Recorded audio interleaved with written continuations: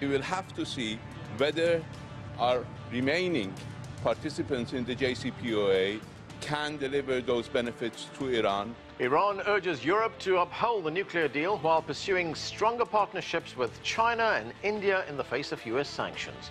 Hello, I'm Anand Naidu, and this is The Heat.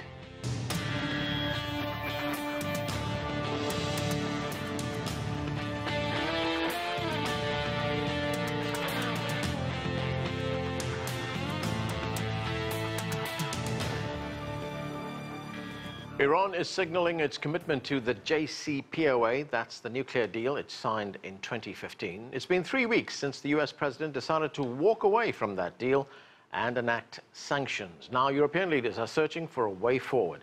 And Iran's foreign minister, Mohammad Javad Zarif, is on a global tour traveling from Europe to China and India, seeking firm commitments to the deal from other signatories and support from its trading partners. Iran's supreme leader had this to say about the European commitment to Iran. European banks must guarantee transactions, official or private, with the Islamic Republic. Europe must guarantee that Iran's oil will be completely sold.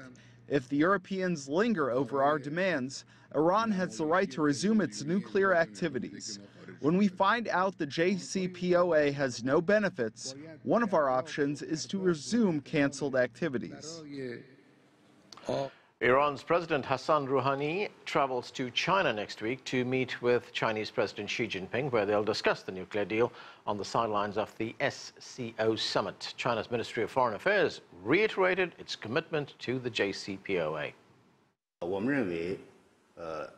We believe that the practice over the past 3 years or so has fully proved that the JCPOA is effective. We believe it plays a positive role in upholding the international non-proliferation mechanism and in safeguarding peace and stability in the Middle East.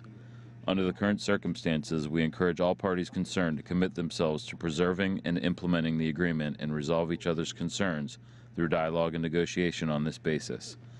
This is China's stance on the JCPOA, and it remains unchanged. Here with us now to discuss future prospects for the Iran nuclear deal from Princeton in the U.S. state of New Jersey, Seyed Hossein Mousavian is Iran's former ambassador to Germany. Paul Hockenos is in Berlin. He is a journalist and author focusing on European politics. From Beijing, Victor Gao is a Chinese international relations expert. And with us in the studio, Morgan Muchnick is a U.S. Republican strategist and founder of the M2 Group. Thanks to all of you for joining us. Ambassador Mousavian, let me start with you. Iran right now on something of a diplomatic offensive to try and rescue the JCPOA. Foreign Minister meeting officials in India. There's a meeting that's planned with the Chinese leadership later this month. One presumes then that Iran wants to save this deal, but at what point does Iran's patience run out? I believe we all agree that Iran has fully implemented all of its commitment within the nuclear deal. The International Atomic Energy Agency 11 times has confirmed full compliance of Iran. Therefore, there is no failure on the Iranian side. Now we are coming to the P5+1 or EU 3+3. The U.S. from the beginning was not implementing the deal correctly, precisely, completely. The maximum the U.S. during President Obama was implementing 50%. Europeans also, they were not able to implement the deal completely, precisely, comprehensively because of the U.S. primary sanctions. And now the U.S. left the deal, and the U.S. is going to impose the secondary sanctions on the other countries, including the other 5 power signatories to the nuclear deal. Everything depends on the other 5 powers, Europe, China, and Russia. Would they be able to deliver economic benefits to Iran based on their commitments within the nuclear deal or not? Right. And I'm wondering, at what point does Iran say, we've had enough, we're going to resume the enrichment of uranium? The point is when Iran reaches to this point that the other 5 powers, they cannot deliver economic benefits to Iran as they have been committed, they are committed within the nuclear deal. If they cannot deliver, Iran would say, that's enough, I'm going to start my normal nuclear program. Okay. Let me go to Paul Hockenos in Berlin. Paul, the European signatories to the nuclear deal, which includes Germany, say that they are still committed to the agreement. Let's listen to what the German Foreign Minister Hockenos had to say. Let's watch. We will continue to support Iran's hope for a recovery of the economy and good trade relations, as long as Iran is willing to fulfill its obligation of the nuclear deal and is willing to prove it.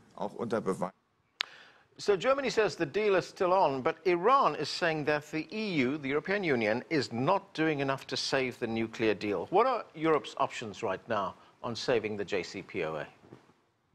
Well, certainly this is a critical watershed moment for Europe, not just during the Trump administration, but perhaps even in this entire decade. On the one hand, the United States is going to defy, the European Union, excuse me, is going to defy its long-held ally, the United States, and it's going to have to step into a position as chief diplomatic negotiator between Iran, China, Russia, and the United States as well.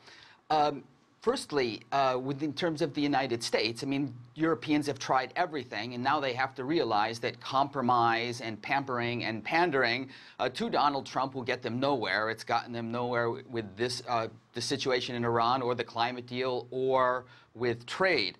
I mean, also it's crucial for the European Union because it has not been able to act in most cases as a unified negotiator with a common foreign policy. They are in a situation now where this has to change. Why? Because it's a situation of war and peace in the Middle East. On the one hand, there could be a war between the United States and Israel and Iran on the other side, or there's certain to be a nuclear arms race should the accord fall through. Victor, China is also a signatory to this deal. In fact, it's just been announced that the Iranian leader Hassan Rouhani will be meeting with the Chinese President Xi Jinping on the sidelines of the Shanghai Cooperation Organization meeting, which takes place in China. What is China's view of what's going on here? Thank you very much. I think this is a watershed moment, and the Chinese government has already made its position very well known. This nuclear deal with Iran is not a simple and a frivolous document. It involves all the 5 permanent members of the Security Council of the United Nations, plus Germany on the one hand, and Iran on the other hand. For any signatory to walk out of the deal is a violation of its treaty commitment and is a violation of the international standards. And it demonstrates the frivolousness and capriciousness of the current leadership of the United States.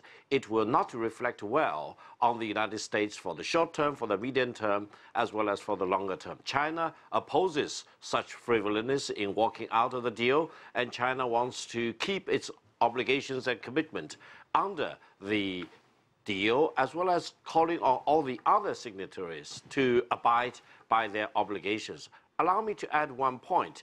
I think this is the first time ever since the end of the Second World War where major Western allies of the United States, including the United Kingdom, France, and Germany, are now sitting on the opposite side of the United States. And the United States, in fact, is very much isolated on this very important issue involving peace and stability, as well as denuclearization issue in the world. Therefore, I think the other signatories, including China, Germany, UK, France, and Russia, really need to stand together to oppose such frivolousness as well as capriciousness of the current US government in how they dealt with the Iran nuclear deal. Morgan, there we just heard that this is probably the first time since the Second World War where the United States and its major allies in Europe are standing on opposite sides of this issue. We hear the partners, the United States partners and signatories to this agreement want to try and save it. But if they continue doing business with Iran, if they continue to trade with Iran, will the United States take punitive action against them? Well, I mean, sitting here today, it's impossible to tell you what will happen. My sincere hope is that that will not come to bear. There's a lot of rhetoric, and your guests, all your guests, unified, stressed how down they are on the American response to the JCPOA. First, though, there's been some things I want to correct. The nuclear deal was not a treaty. Right. It was a deal signed by a president that could not get the backing of his own party in Congress. Forget the Republicans. So he signed it unilaterally as American president and was never ratified by the United States Senate. I think it's a bit disingenuous for these countries now to be shocked by the fact that America would do that when I'm sure all of them have the foreign affairs departments going through the process, understanding how the American government works. There's no reason to believe because an American president signs a deal on his own without the backing of the American people or the Congress. The fact that they could change their mind is not at all shocking. So I would recommend them in the future to think a little more thoroughly about how they make deals with any American president, whether it be the left or the right. All right, what about the point, Morgan, that's being made that Iran has been abiding by all the conditions of this deal? Yes, so that is to me a relatively fair point.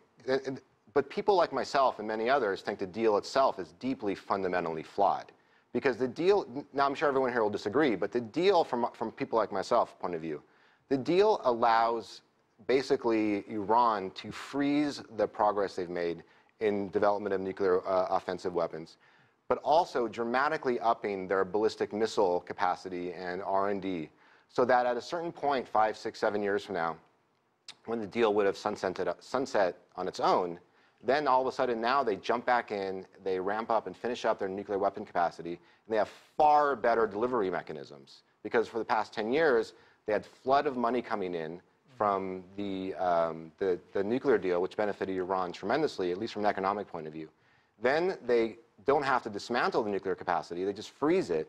They develop the long-range and intermediate-range missile systems, and now they have both. Point is, it's a win for them. Would it not have been better for the United States to have said, look, we have a deal, it might be a flawed deal, but let's keep the deal, let's try and improve on it with our partners. Let's get the cooperation with our partners and the Iranians as well to improve on that, and then try to deal with issues that you're talking about, like ballistic missiles. Possibly, and that's a very fair question. But I think just your other guess just before you came to me shows why that probably would have been flawed. Look how aggressively they're defending Iran, and look how aggressively they're pushing back on the American president.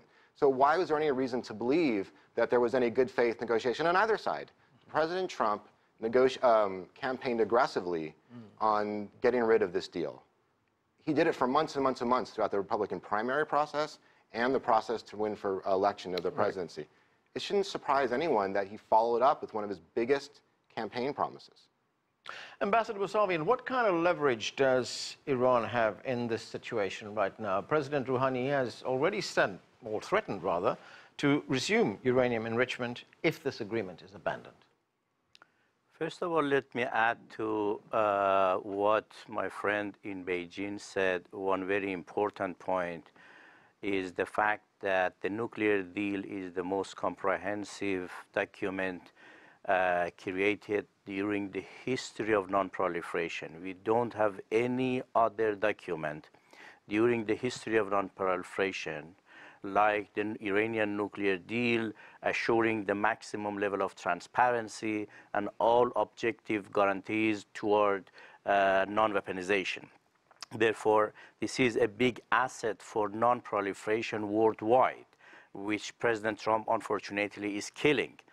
And second, I'm aware the fact that many people, they raise the missile issue, but we all know the nuclear negotiations, the nuclear issue was only about nuclear. If we are going to discuss this missile, we have to recognize the facts.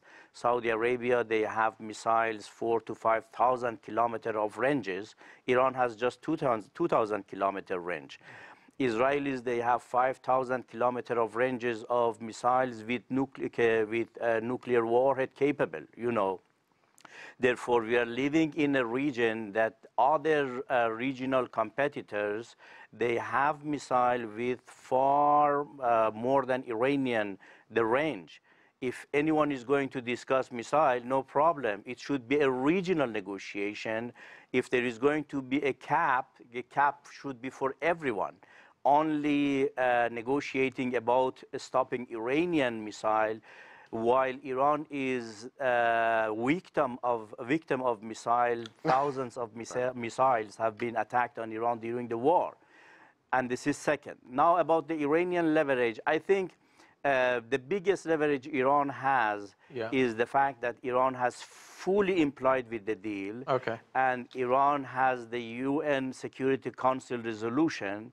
Iran has International Atomic Energy Agency resolution, and Iran has the other 5 powers supporting the deal, and overwhelming majority of international community and countries other than Israel, Saudi Arabia, and the US, they are all supporting the deal. Okay.